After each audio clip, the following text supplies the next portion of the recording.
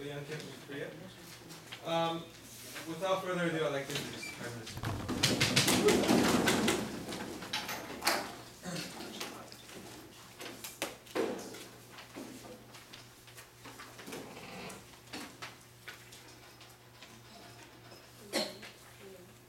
Hello. Use the mic for the speech as well. Oh, okay. Is it okay? Or if you have a loud voice, I think you can go with that. I can yell. Sometimes it's more clear with others.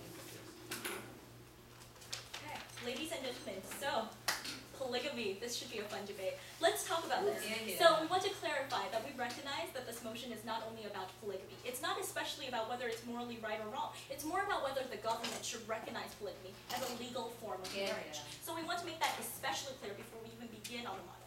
Now let's talk about the problem we're addressing today. We're setting the context in the United States, and we recognize that in such states, the role that the government actually has is only to make things illegal where there is harm to other people, where the harm principle especially applies. And we believe that the problem we're addressing is an infringement on the freedom of choice that is not particularly justified. So that is the problem that we are addressing with our model.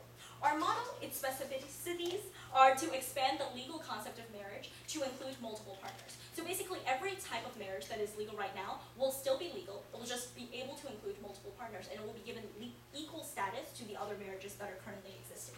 Okay, so the three substantive points that I'm going to bring towards you today. The first one is about the role of government, and specifically the role that it has within marriage. My second point for you is about the nature of modern society, and the fact that modern society, especially in the United States, is pluralistic and recognizes relativist moral values, and therefore we need to legalize polygamy because this is in accordance with the values of modern society. Now we recognize that those two first points are more about general society and the effect on this and the impacts for general society. So we're going to bring it to specific points in the third substantive point, which is about the possible harm that could even evolve out of legalizing polygamy, specifically talking about the effects of this on the actors involved. So on the two people who are engaging in this marriage, on the children involved. Now let's move on to my first point about the role of government.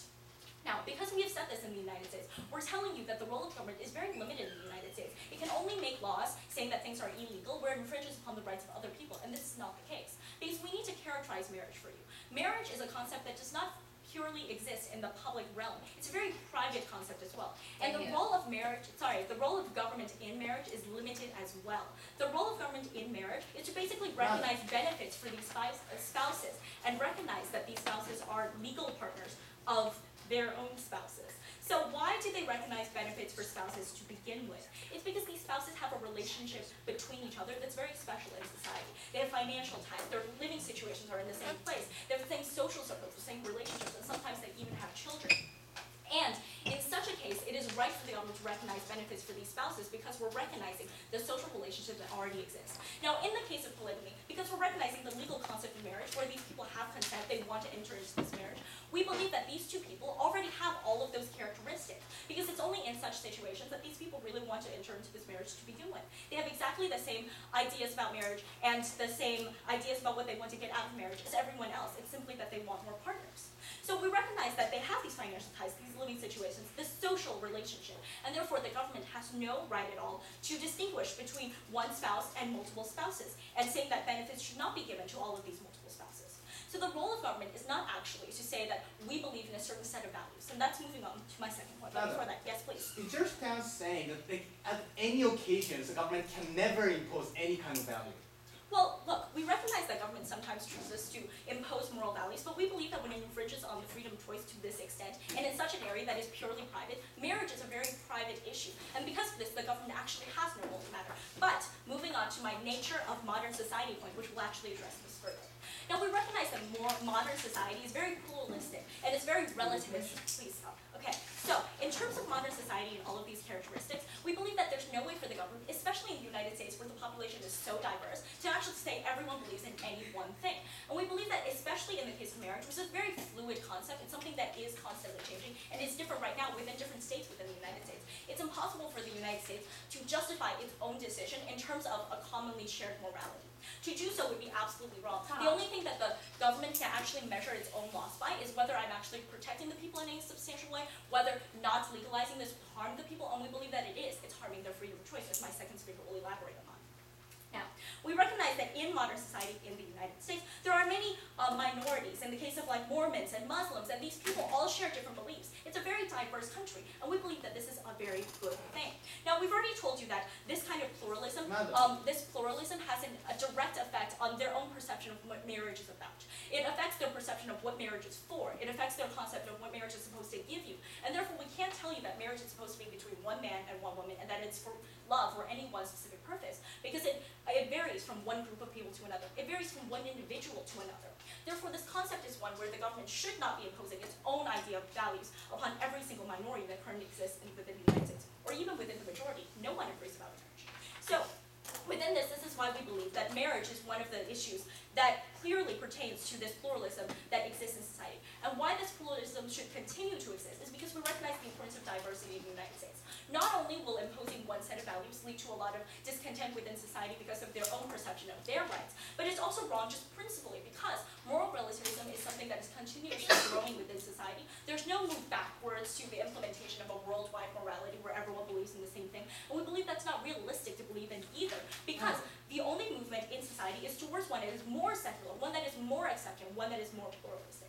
Now, towards possible harms. Now, we believe that within the role of legal marriage, the model that we're proposing to you today, there are several actors. We've already discussed for you the principal actor of the government and the effects on the society, so now let's talk about the individual actor.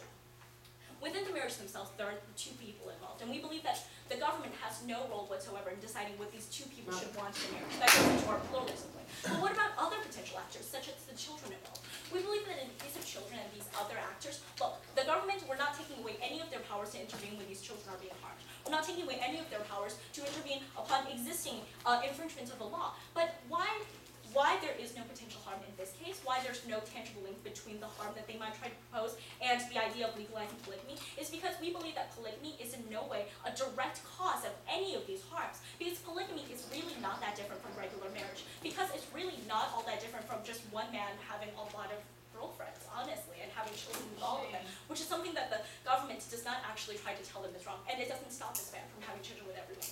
And insofar as the difference does exist, which is what we told you in the first point about the government giving benefits for these spouses, we've already explained to you why these benefits should already exist for these multiple spouses because of the fact that the relationship, which is the basis of all of these rights that government recognizes, already exists in the case of these 2, 3, 4, 5, or infinite number of people who want to marry one another. Thank you very much. Thank you very much, Prime Minister. The staff wanted me to ask a question to use the Sorry for microphone. interrupting, but you should use microphone during your begging. I'm sorry. So is it okay? I'm sorry. Even if we're really loud? Like unless you can blow the ceilings. I personally think that you don't need a microphone, but I think I should follow the request of the staff. I don't want to go against their authority. I just need to No, I think they should keep the Yeah, mic. because you can hear Yeah. I'll just have less heavy.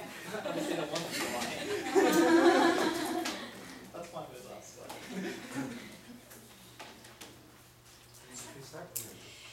Right, thank you for the floor. Now, I'm incredibly appalled that opening government has characterized polygamy as a guy with many girlfriends. Because first of all, I think I am woman enough for my boyfriend so that he doesn't need 3 other girlfriends. And secondly, they're entirely different because marriage is not, okay, you want to characterize it as a purely private thing, right? But you cannot not acknowledge the fact that it is also a legal institution, and that is why we need to make that crucial distinction today. Why polygamy and why marriage to be legalized as marriage in particular? Why the legalization? That is the key question here. And so that is what I'm going to be talking about in my speech. But before that, onto my substantive, onto my rebuttals. First of all, you gave us the first point on the role of the government, right? That like the government has no right to infringe upon the freedoms of a person if there's no harm involved. I'm going to go on, this is going to be incorporated into my substantives with regards to the huge harms that it will do to many different actors and stakeholders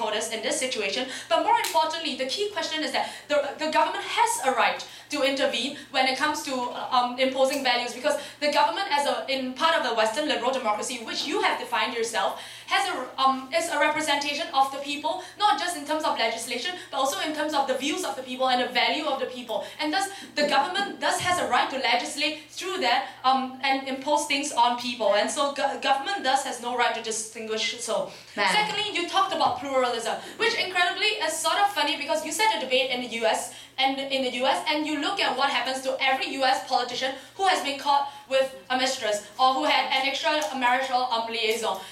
It would probably have been more beneficial to you if you said it in the EU, for instance. Yeah.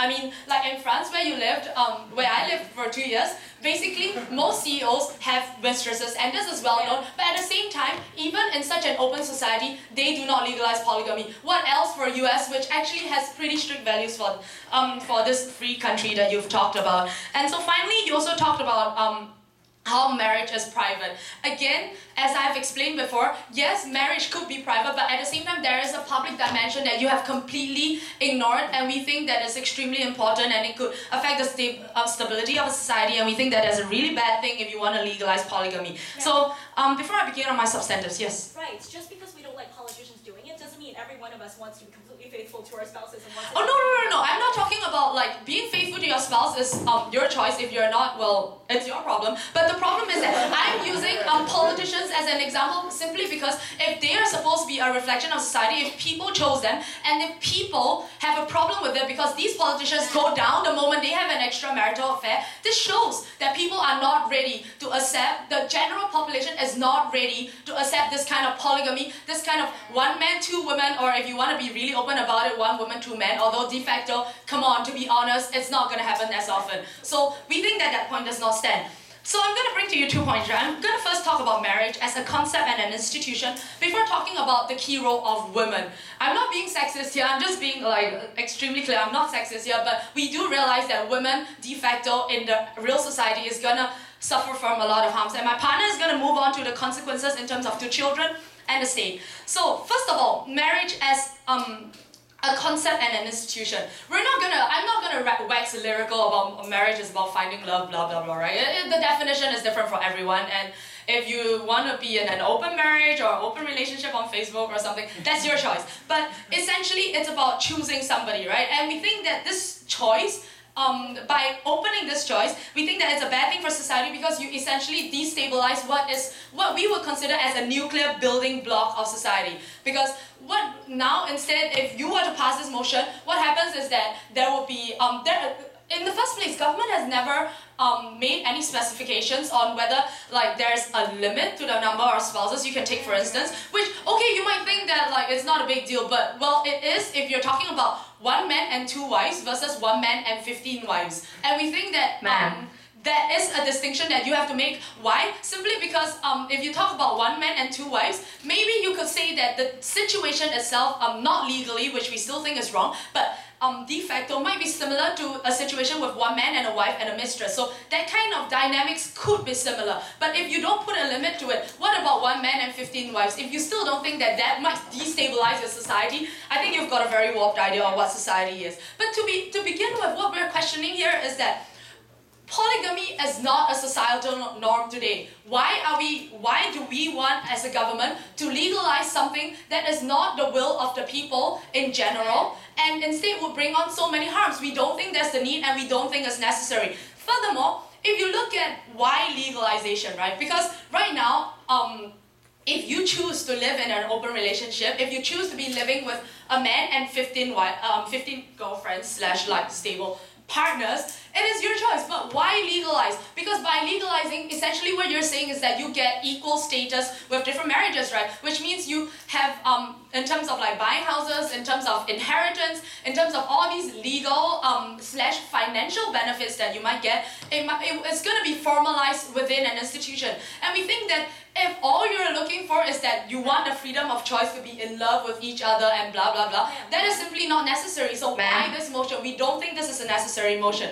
So that is my first point. Secondly, in terms of women, again, I've mentioned before, de facto, in the real world, it's going to be mostly a men and many women kind of situation, right? And historically, maybe you could argue that there might be a slight reason for it because women used to be dependent on men in many societies in terms of income and financial dependence. But with feminist movements today, first of all, women today don't depend on men anymore. We can stand up here and debate, we can go out there and work, there is no problem. We can show our faces, it's okay. But more importantly, the feminist movement has worked hard in order to stop the objectification of women and to see women as goods, which this motion would bring about because simply there is going to be a reduction in equality, right? Because now you have essentially a horde of women fighting for affections for one man, and we don't think that's fair. Secondly, it will also reduce the image of women because what you're seeing here instead is that an individual would see his wives, or if you want to look at it the other way around, as replaceable goods, right? If I don't like this one or I have a fight with this one, I can get a second one.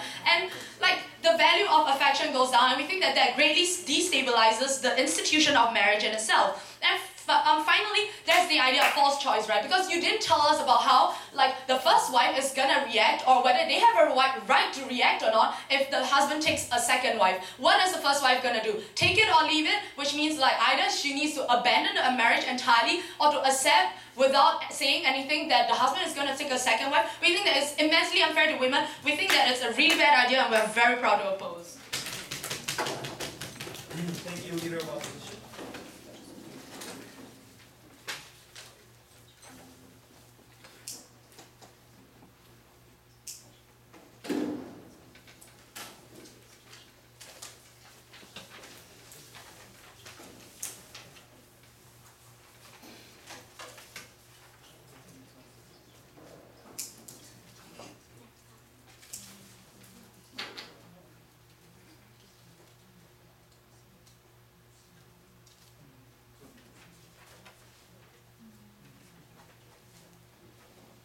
All right, EPM, introduce the Deputy Prime Minister.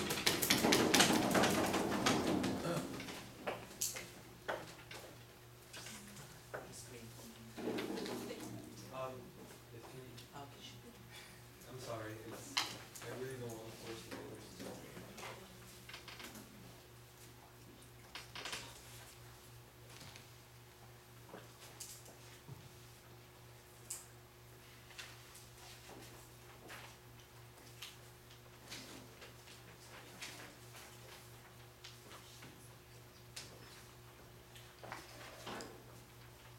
Ladies and gentlemen, feminists inspire me, not only because they believe so firmly in what they believe in, but also because they tend to have quite undue expectations of what the government is supposed to do, in that the government doesn't only tailor its policy to one specific group in society, but to cater to the needs of every single group within society, not only the majority, but also the minority, ladies and gentlemen. So, 3 things to rebuttal before moving on to my substantive argument, in which I'll be discussing 2 things. Firstly, the protective mechanism of marriage that it offers to many relationships, and secondly, the idea of protection of choice.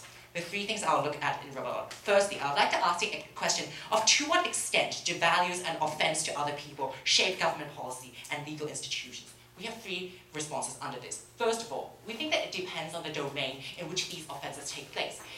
Generally in society, including in US society, we find that it's okay for us to ban, say, public nudity because it causes offense to other people and they're forced to look at these people who are posing nude in the public. However, when it takes place in the private sphere, it doesn't actually cause an offense to the other people because it is completely avoidable. Second of all, we think we need to look at the competing values within society because we don't think that the only values in question is the idea of what marriage is about. It's also about the freedom of choice to do what you want with your life and to pursue your very own specific lifestyle. This is something that's crystallized within, say, the Declaration of Independence, protecting the pursuit of happiness. And we think that in terms of that, we need to make a clear comparison. And I'll offer you that in my substantive.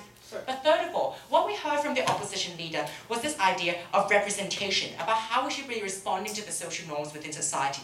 Allow me to just point out that the US is far more than simply a democracy. It's also a republic. It's a republic that protects the rights of its people and protects what is constitutional, not only what the populist regime thinks. That's why we don't think that simply because an idea is controversial means that it shouldn't be legal, because we think that the most constitutional things aren't necessarily the things that are completely popular. We take the example of, say, abortion and Roe versus Wade being incredibly controversial, but because the Supreme Court found within majority decision that it was something that was constitutional, they would pass it. And that's what we say in today's debate. Legalizing doesn't mean it has to be popular. Second of all, let's look at this idea of destabilizing the nuclear building block in society. We haven't heard much analysis about why the family is such a crucial building block within society in the United States right now, right? Especially when we see that in the United States, the idea of a family is incredibly fluid. It's changed over time from an institution where there's necessarily one husband, one wife, and they have many children, and they live happily ever after, or at least a man does, and to a situation where there are, in fact, a lot of single-parent families, to a situation where not everyone is actually born within wedlock. And we think that the idea of family changes over time, and we don't see the very significant contribution of a family to social stability. In fact, we say that offering people the freedom of choice is well within the American values, not the idea of a family, which would be more relevant in the China debate. Third of all, let's look at this idea of objectification of women. This came out in the last minute of the opposition leader's speech when she said that, look, now we are perceiving women as these replaceable goods. If I don't like one, I can just move on to another one. We need to do a comparison here, right? We say that, for example, if you have a man who is cheating on his wife and having multiple girlfriends, in that case, because there's absolutely no legally binding contract, these girlfriends are actually even more replaceable goods, because guess what? If he can't get what he wants, if he doesn't like her or whatever, he can simply dump her without any consequences, without any protection for the woman in that question. However, what we offer with this legal institution is a protection for these women, in that the government also recognizes this relationship, so that we offer protection to them. I'll be discussing that more in my substantive. We say that, in fact, what we do is that we prize these women so much in government that we think that they deserve to have that sort of government recognition, so that they would become legally protected entities from the perspective of the government. Before we move on, go. You just conceded that dumping is a bad thing in the ordinary relationships, and why would you want to extend the tragedy to the marriage as well? So, we think that divorce, if you think that divorce is a form of dumping, we don't think so. We think that, first of all, divorce is an exercise of a freedom of choice to be with the people you want to be and to not be with them when you don't want to. But furthermore, we don't think that divorce has much to do with today's motion, because the divorce rate in the United States is already incredibly high. It has nothing to do with polygamy itself. It's to do with the very with the nature of marriages and the very fluid concept that it is right now in the United States, which my PM has already analyzed on. So, I'm going to first discuss the protective mechanism of marriage. We say that we want to characterize these sort of spousal relationships, right? Because what we see under the status quo is that if a man is indeed, or in fact a woman is inclined to have multiple partners, then what will happen is that even if one of them is a legal partner, a legal spouse that's recognized by the law, the other ones won't be. And we think that that is incredibly harmful to those sorts of mistresses or those sorts of partners, because we think that marriage offers a sort of unique protection for them and prevents them from being at the receiving end of abuse, from a receiving end of being disadvantaged after they are dumped or during their marriage, or during that relationship rather. We think that marriage offers unique benefits during and after marriage. For example, we think that when you legally recognize that the interests of those two parties, the man and his wife, or the other way around, are linked together, and we think that you actually incentivize the man in question to actually work to promote their interests, because he is also protecting his own interests, and we think that he is far more inclined to be working in the interest of that particular mistress or his new wife rather under our policy. We think that even if they do divorce afterwards, or they break up, we think that what will happen when we offer them the legal institution of marriage and then divorce, rather than simply going out together and then breaking up, is that we offer them certain divorce benefits afterwards, and that they won't be left in a situation where they're financially compromised, because now they've given everything into this relationship, they come out of it with absolutely nothing, because these men have already taken away a huge part of their lives, and they're unable to subsist on their own. We think that what marriage does is that it actually protects the weak. It protects the victims and prevents them from being harmed. And we think that that's exactly what the government should be doing, ensuring that people's rights are protected, ensuring that people aren't disadvantaged by the situation. Second of all, the protection of choice. We think that the idea of choice is that we live equally and not necessarily according to the majoritarian social value, but how we want to live it. We don't impose a certain lifestyle on people, and we say there's a line where we draw, a line that we draw where government can intervene. First of all, as my PM has already told you, we think that this is well within the private domain. There's absolutely no incentive for the government, and in fact, the government has absolutely no right to intervene in the private domain, because when we give up our rights, our absolute freedom under a social contract, we want relative freedom to the best that it can be provided. We don't expect the government to be intervening in their private lives and micromanage their lives. We only expect them to provide it with some sort of security. We also think that because moral decisions are by nature subjective, Mormons can think what they want, and the other people can think what they want. We think that the government only intervenes on objective grounds. That's why the law exists, ladies and gentlemen. It's this very objective criteria in terms of its constitutions and the ordinances that it makes. Ladies and gentlemen, because we want objective criteria, because we want to protect choice, because we want to protect women, ladies and gentlemen, today's motion must stand. Thank you, Deputy Prime Minister.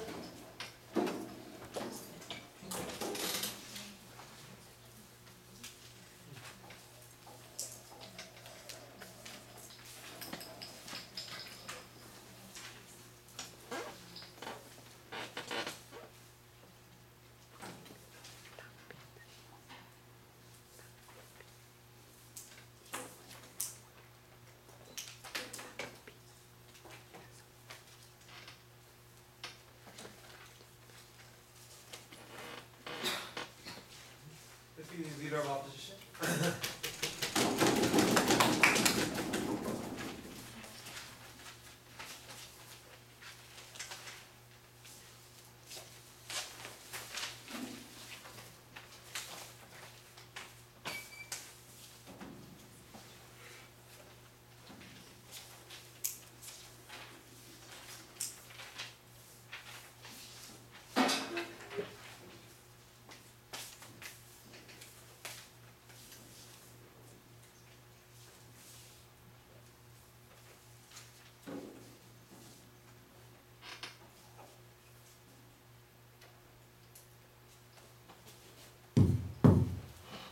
Mr. Chair, last week I read an article from Economist that American women only earn 90% of the wages of the fellow men if all the other conditions are equal.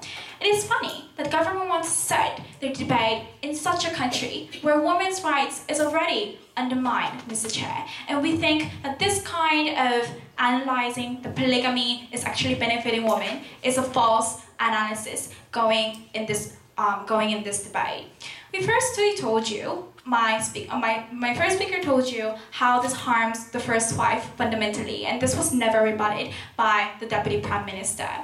Now in my speech, Mr. Chair, I'll introduce to you three arguments. Firstly, what is the government role and when do we draw the freedom, individual freedom, and when can we limit them? And secondly, what are the harms, especially considering the poor population of women? And thirdly, what are the possible harms and the consequence? So before I do that, let me move on to a few rebuttals going to the opening government. No, thank you. And moving on, so the first they told you,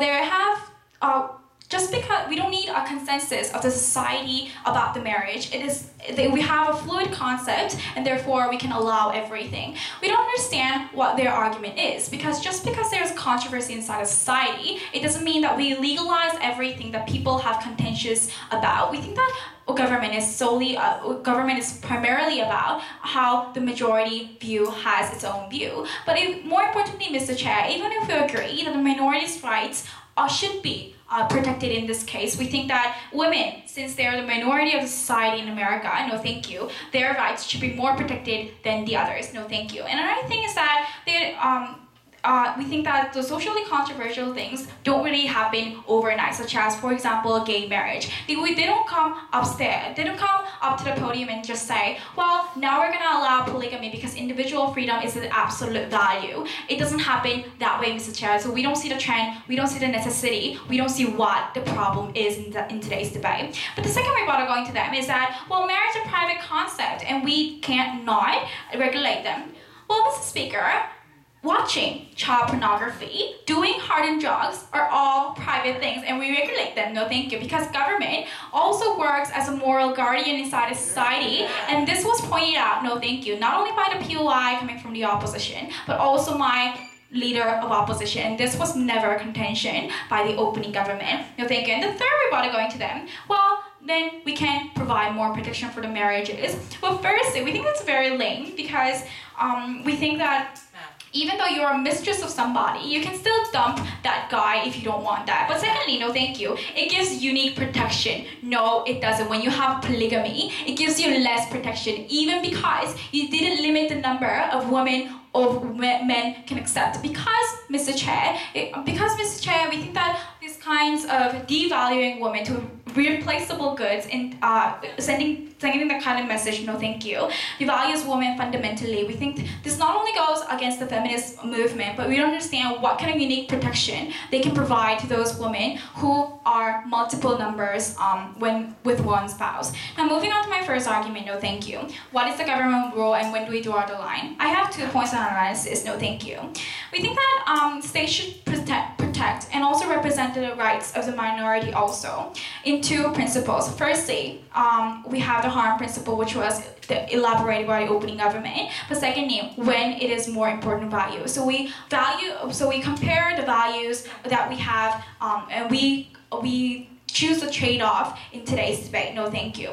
Because, Mr. Speaker, why is that? Because no matter how wide your view is accepted inside a society, you entered into a social contract that I give some of my freedom to the government and I want you to protect my freedom. This is the contract that everyone has inside a society, and we think that minority has this right also. So the 2 criteria, harm principle and secondly, how do we compare the more important values, falls under criteria of the opening opposition. Because firstly, we think that we told you that it already harms women in general because it devalues the feminist movement, which by having polygamy, no thank you, you're sending a message that women are replaceable good. So, and also, Mr. Chair, we think that this has a very harmful effect on children, which was never analyzed by the Prime Minister, although she claimed to.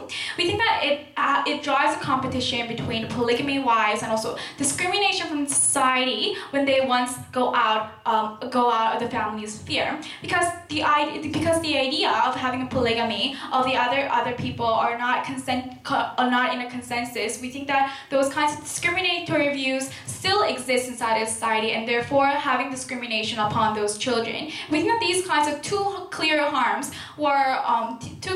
exist, and we think that no, thank you. Therefore, these kinds of actions, which is polygamy, should be limited in this case. But the second thing, no thank you, how do we compare the different rights and values in today's debate? We think that these two values or freedoms in this debate are these. Firstly, the freedom to be free from fear, no thank you, the freedom and the freedom to pursue happiness. We think that freedom to be free from fear, Mr. Chair, such as women fearing, no thank you, women fearing their women and children fearing their rights might be undermined in the liberal democratic society is a higher value than the freedom to pursue happiness. Because, Mr. Chair, the first freedom relates to your own survival, right? Because when your rights to survival is undermined, you cannot pursue any other freedom. So we think this is absolute and the best freedom that we have right now. But the second freedom, Mr. Speaker, freedom to pursue happiness, is about how you live. The survival is the second issue, but it's about the lifestyle that you live. We think that this kind of lifestyle it is not an overriding concept as opening government would like to argue in this debate today.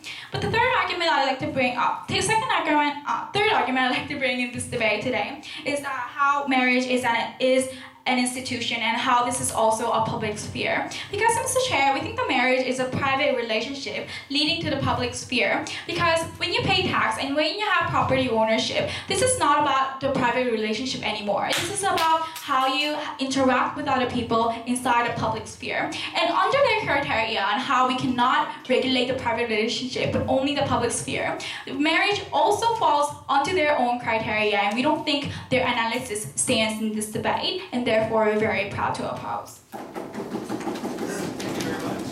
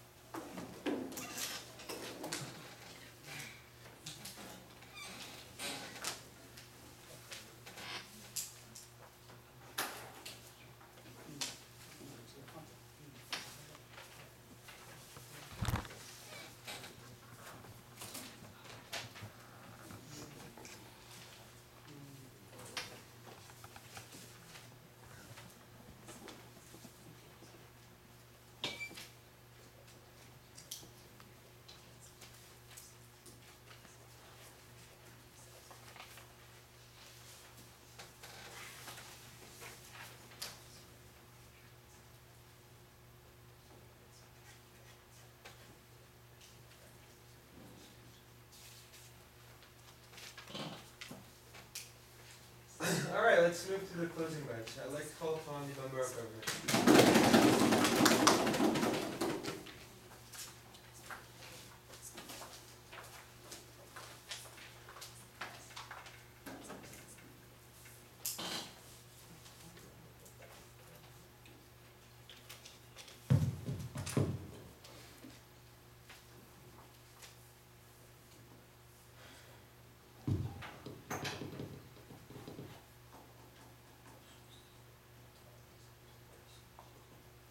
Mr. Speaker, it's quite upsetting that the opposition side actually characterizes polygamy as if something it's perverted, as if something that automatically leads to things like slavery or prostitution or objectification of women, Mr. Speaker. We think polygamy is a perfectly viable option for people to make. It's a perfectly viable choice for people to make. Have we never heard any response from the opposition side except that it's not people's will to choose this particular option, that why this particular option should not be legalized? Before we go on to any of rebuttals, basically the contribution on the closing government is going to be twofold. Number one, what exactly is the concept of loyalty when you talk about human relationships? Second of all, we're also going to talk about how that creates a positive atmosphere where the government can promote better and more positive atmosphere and concept of marriage in democratic societies, Mr. Speaker.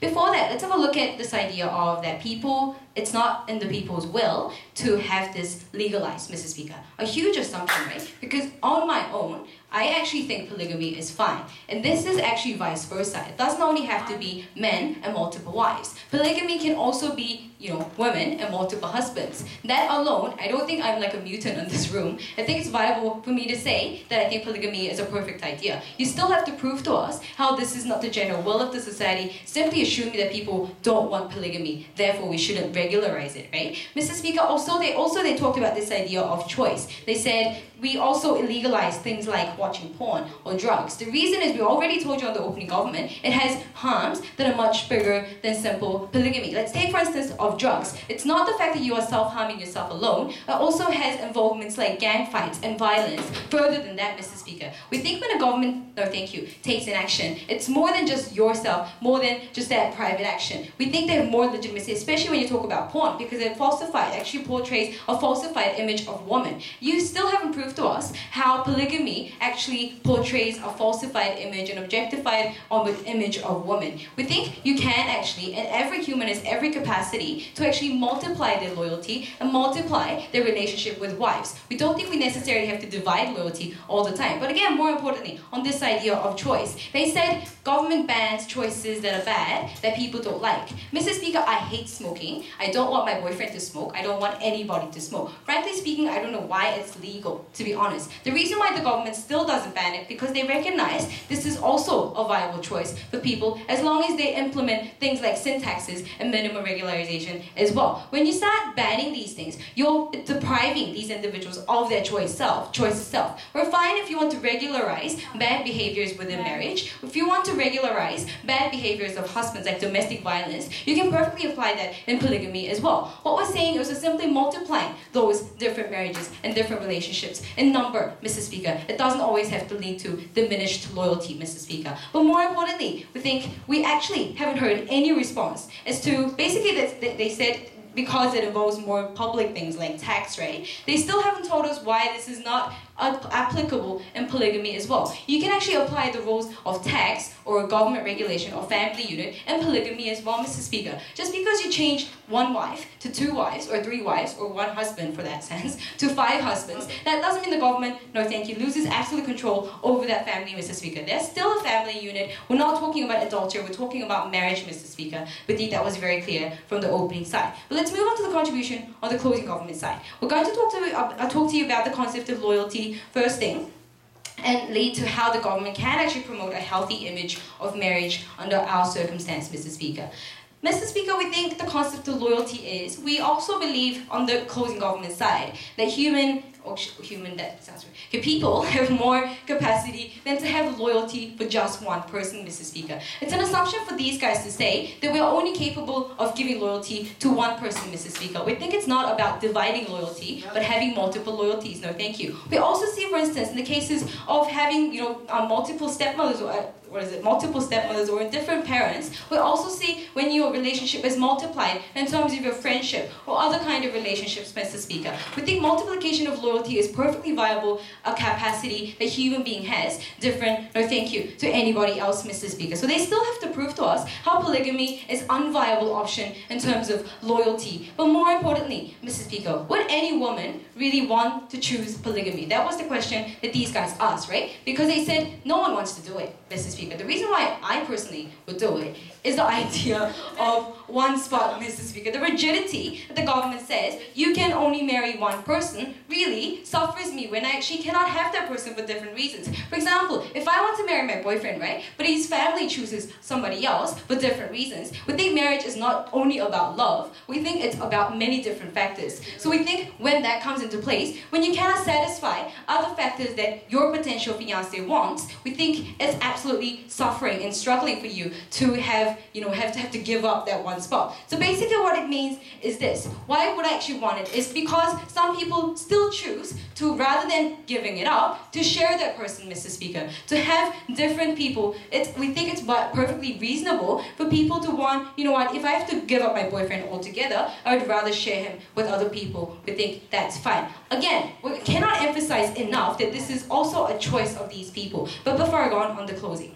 Okay, the clear distinction between stepmothers and friends is that in case of marriage, there's a legal contract to have long and sustainable relationship. How is that your analysis applicable in this case? Okay, just because I have two husbands, what gives you the right to decide that I cannot love them enough, Mr. Speaker? I can love my first husband and second husband the same amount. Regardless of what reason I love them for, which I really don't think the government cannot step in and say, you know, you cannot love that person because you're a human being, you can only love one person. We think that idea of conservative idea that the government wants to coerce upon these guys is very, very bad. They actually agree that the government cannot impose one type of percent. It's not okay for the government to hint that certain action is good, Mr. Speaker, when actually, especially, you haven't proven to us enough harms, right? So we think they actually is let's get back to the idea of loyalty on one spot thing, right? So basically, I think it's basically reasonable for me to want, rather than to give up that person, to share that person. But more importantly, to talk about this idea of hierarchy between wives, right? We told you that if your husband is not being good to you, you always have legal mechanisms to resort to. You always have option of divorcing. We think that's a viable legal mechanism already. But more importantly, the second extension is we think it creates an environment where you can healthily discuss your ideas of marriage within that society. When you ban something, Mr. Speaker, we think it actually makes you crave more. Basically, when the society or the government says you can only have one person, the very idea of legalizing the second lovable person makes you want that person even more, which is practically the reason why people think adultery is sexy, adultery is something naughty, right? So we think, in that sense, we think it's going to promote healthy ideas in terms of you being honest about the second person or the third person you love. For those reasons, we're very proud to propose. Thank you, Member of Government. Alright, Member of Opposition.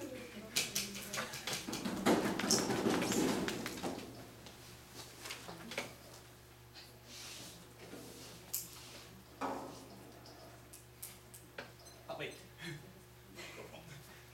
If I speak loudly, or I think, yes. okay, I'll use it. Test. Sorry about that. Thank you, Mr. Chair. The problem with the entire governmental bench is that they have never explained the uniqueness of polygamy by any sense. The Prime Minister started this debate with extremely generic analysis, which can fit for any kind of choices, right? The choice that everyone has diverse opinions, or like diverse choices, or no harm to others, applies for almost any debate, ladies and gentlemen. Like if, for example, if this debate was legalize all drugs, basically her speech is still applicable, right? So I don't know that you could hear a unique harm that's associated with polygamy, and hopefully the whip will finally be the last speaker and the first speaker that actually explains that. I'm going to deal this debate on I'm going to give you two extensions and combine my rebuttals directly with an extensions because it directly clashes nicely. First of all, I'm going to explain when exactly can we compromise freedom of choice. Because a big controversy in the opening half, whether it's harm principle or public or private, etc. We say further, and there's a criteria. We'll introduce a new criteria of when we can compromise freedom of choice. That is when you have to encourage emotional stability. Second of all, I'm going to explain to you the unique harm of polygamy, unlike the government, and explain how it doesn't lead to this. How is it great as closing up has said? Closing up says there's going to be everyone will be happily ever after. There's no way of diminishing loyalty. That is not the case. We believe there is a concrete harm on stability. That's what I'm going to explain later, please. So on to the first extension of when we can compromise freedom of choice. Because open government has explicitly said when it's completely private, that's the only time you can actually limit freedom of choice. Just it's the same as open relationships. Two responses. One, the thing is there's a public recognition, which as a deputy prime minister is never explained upon, and even I try to put up in the point of information. The clear distinction here is that pointed out in closing up POI, there's a legal binding contract, ladies and gentlemen, that there is a contract to say you should be staying with this partner for the rest of their time. More public money is being spent toward marriage, right, to guarantee the status of marriage, or to, for example, have tax cuts in certain cases when they're married. That's distinction. So their analysis is completely private. It's ridiculous. Second of all, they try to diversity of choice. Wow, that applies for any debate. One, that's so generic. I couldn't hear any uniqueness. No. Second of all, I'll show you how there is a unique harm associated with polygamy, because their analysis was, as long as you don't harm others, it's okay. This proposal harm others. I'll explain that. Third of all, they try to say there's no different from other marriage from the opening up. One, how, ladies and gentlemen? They never ever explained to us how it's different. And same from complete marriage, even though I tried to put out in the point of information twice. We couldn't hear any kind of analysis. There's a closing up spent 20 seconds explaining about a healthy relationship. That's also a one-liner. You should explain more in the whip. So what exactly is the true criteria here? We believe that encouraging emotional stability is the criteria that exists for here. Because we believe the marriage is different from any other thing. Because it's a binding contract to stay with a partner for the rest of the time. I have two reasons why we can justify this criteria. First of all, because for staying with a partner for a long period of time does directly lead to emotional security, ladies and gentlemen. The reason why we ban adultery and criminalize adultery in many liberal democracies, or at least criminalize under civil law, is because we believe that that's going to distort the whole relationship, right? Because as long as there's a binding contract between one man and woman, the contract being broken and being deceived, etc., which breaks the whole stability itself, that's a legal one. Because they conceded already by the government that adultery is a bad thing, right? Then why is it hasn't allows adultery in a legal manner, ladies and gentlemen? That's the analysis they have to come up with the answer. Second of all, we believe this is a part of morality, ladies and gentlemen. Because I tried to ask the Prime Minister,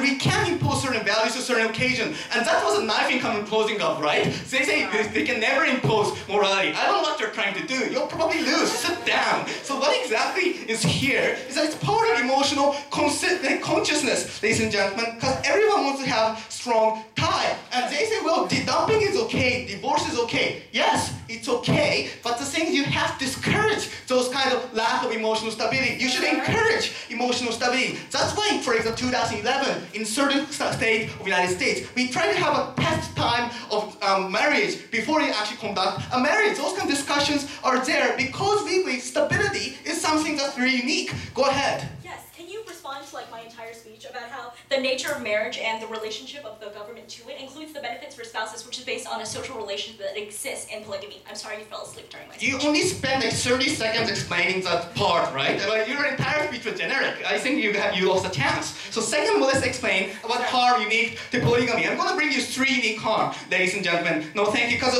closing up analysis, but this will not lead to diminish of loyalty without explaining the reasons why. Here's the answer. First of all, degree of time to devote always has to be scarce, ladies and gentlemen, from one person to other, ladies and gentlemen, because you require lots of time to build trust and stability within those two people. It is psychologically proven that if you stay with certain people for a long period of time, then you have an assurance that these people would stay with us for the next time as well. For example, imagine any situation, right, where you're tired or where we're fatigued, etc. When a partner is always constantly with you, you have an assurance this person would also stay in the future as well. This person would also be our side in the future, later place. That's why since you cannot devote that much time in case of polygamy uniquely, because obviously one man cannot be at like 5 places like instantaneously, simultaneously, right? So obviously it's very, very difficult. That's why it's bad. Second of all, woman has a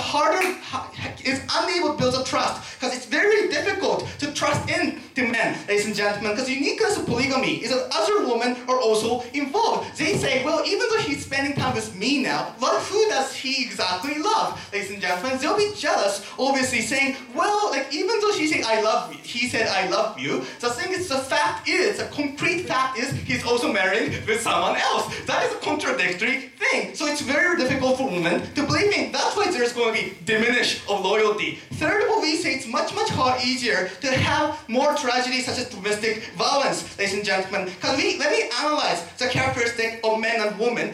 Men is often rich, right? When they're able to do polygamy. Obviously, because they have to like sustain food for everyone. And consider the fact that women, in cases this mindset, lots of cases the woman would be poor. I'm not saying to be discriminatory, but saying it's fact in India, ladies and gentlemen, where those things happen. This means that moreover, even if that's not the case, women can say, since she wants to stay more time with their husband, they have to listen to what the husband says. Or men can simply use this bargaining tip. I can go to other places if you want. That's why it's much, much easier for domestic violence to happen. It's much, much difficult to be found out in our case uniquely because it's legal, contract, private. It's much, much harder for state to intervene. So you exacerbate their harm on this side of the house. So ladies and gentlemen, this proposal no longer encourages emotional stability. That's why we oppose.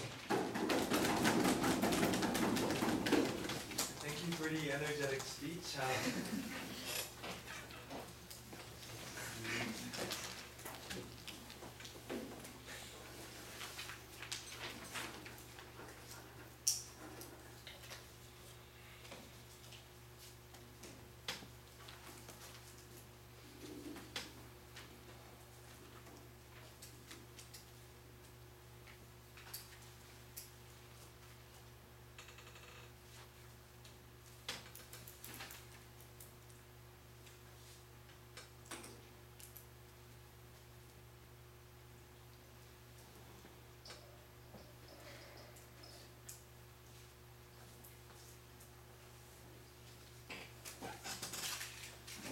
All right, government whip.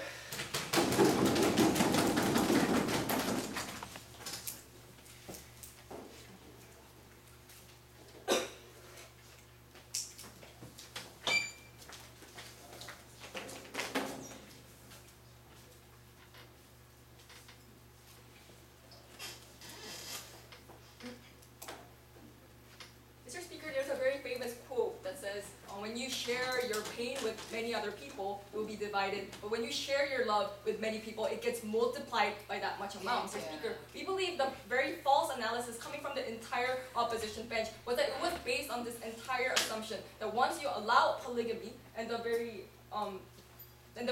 choices that these people will be able to make regarding the very like the spouses that they get to actually elect in many different levels, Mr. Speaker, at once, Mr. Speaker, that somehow it's going to like increase, it will lead to lack of stability, and like these people will suddenly get all irresponsible and regarding their all family matters. But Mr. Speaker, at the end of the day, by empowering the decisions, Mr. Speaker, based on these individual people, Mr. Speaker, we actually allow them, Mr. Speaker, to make their own rational calculus as to how much time they want to invest or how much time they want to spend with this family. Mr. Speaker, we believe at the end of the day, they can make that rational calculus. At the end of the day, it's their family, Mr. Speaker. If they have lack of stability in their family, it's their loss, Mr. Speaker, and they can make that calculus to benefit them to the most amount that they want. Mr. Speaker, we believe that is the very beauty of our policy today. Mr. Speaker, so two main clashes coming in today's debate. Firstly, regarding what justifications lie in government taking like stance regarding like polygamy, and Mr. Speaker, secondly, how do we pursue more favorable environment, Mr. Speaker, regarding the very area of marriage and the harms and benefits of supporting polygamy. So regarding the first area, Mr. Speaker, so the opposition came up here and gave us an interesting contention, right? Government can push for a specific value in society. Yeah, we perfectly agree, but why not promote the value of polygamy, Mr. Speaker, that allows for more room for acceptance regarding the very concept of marriage, Mr. Speaker? Because if you want to pursue monogamy, that's perfectly fine. Fine find a spouse that promises that he won't like or make like some kind of legal contract with that spouse, right? That you won't like you won't marry another spouse, Mr. Speaker, and they can pursue monogamy at the same time, right? And those people that do want to pursue polygamy can meet a person that will understand that kind of polygamy choice, Mr. Speaker, and make the same kind of individual decisions regarding that area, right? Both parties are protected and both parties' choices are enhanced, Mr. Speaker, and we believe we see absolutely no choice, absolutely no reason as to why we need to pursue only monogamy in our society, Mr. Speaker. And they basically told us, well, basically one reason was monogamy should be promoted due to social stability. Firstly, Mr. Speaker, do really the majority of the people want this, and would they be so abhorred by the very fact of polygamy? Mr. Speaker, was a very question that our closing has actually raised, right, Mr. Speaker? Because regarding the very area of marriage, many people decide many different kind of relationships that they want to pursue at the end of the day. There is no such thing as like a one perfect marriage, that idealistic marriage that like every single people should be abided by, Mr. Speaker. And we believe this is absolutely strange stance coming from their side. Secondly, Mr. Speaker, even if most of the people do support monogamy, is it really right, Mr. Speaker? We believe at the end of the day, the very like harms of monogamy, Mr. Speaker, is that you only have to make this one person be binded by another, just solely one person, right, Mr. Speaker? And we believe this very one-spot concept of marriage itself was very much harmful. And so exactly what has the government told you?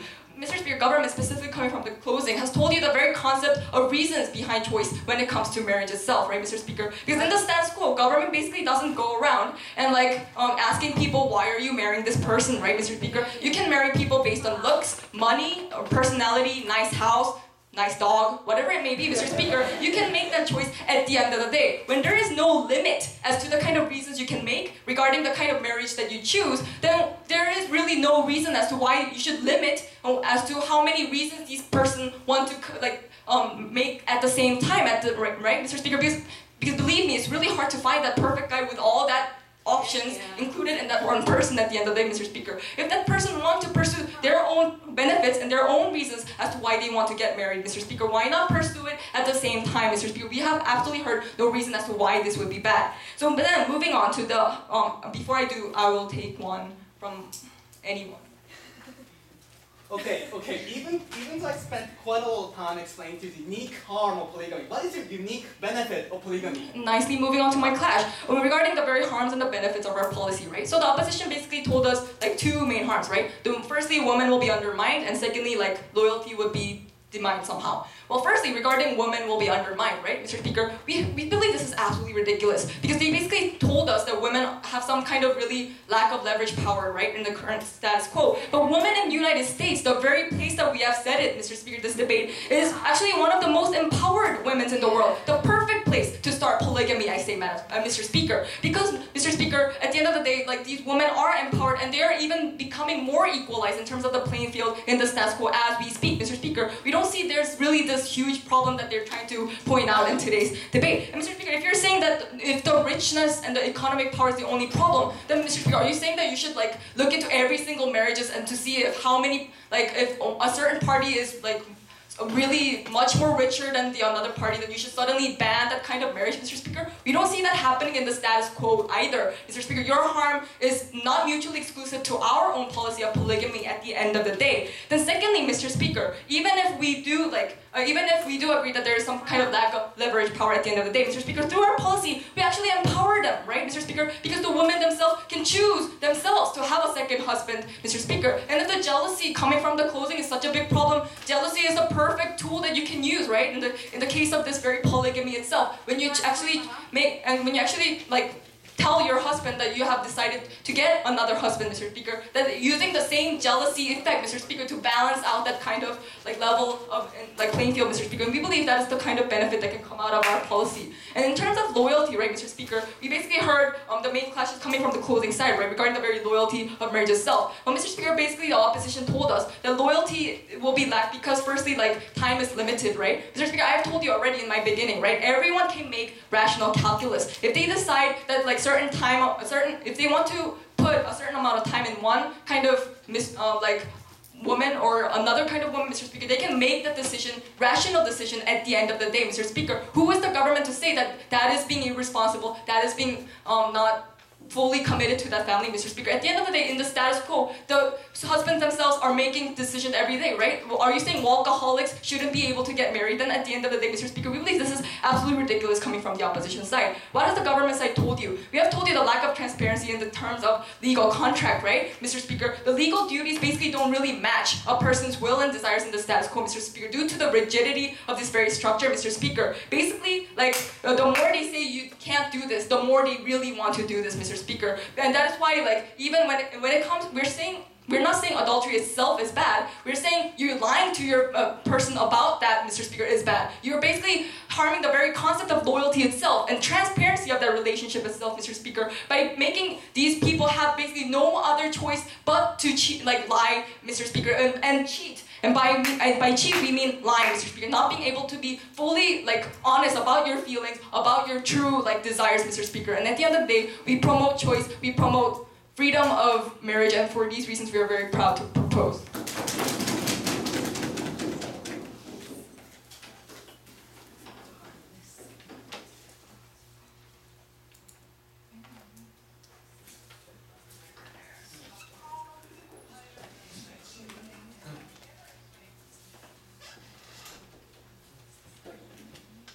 Alright, the last speaker from the opposition bench, opposition whip.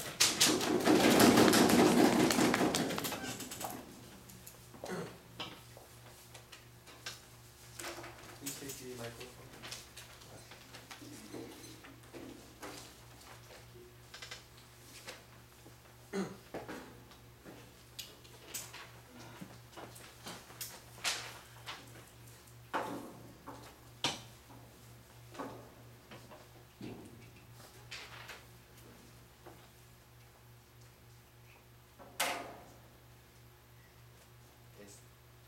Did you turn on?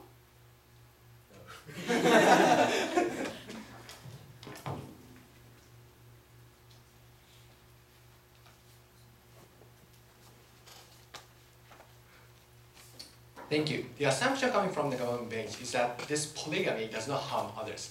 What we told you from closing is that it does harm certain individuals because polygamy creates a unique harm which hurts the relationship and which hurts the stability of the individual. This is what we want to protect by imposing certain morality. We think it is perfectly legitimate for the government to impose certain morality in order to secure the stability of relationship and stability with each individual. So in my speech, I'm going to look at two issues. Firstly, the role of the government, and secondly, I'm going to look at the nature of relationship.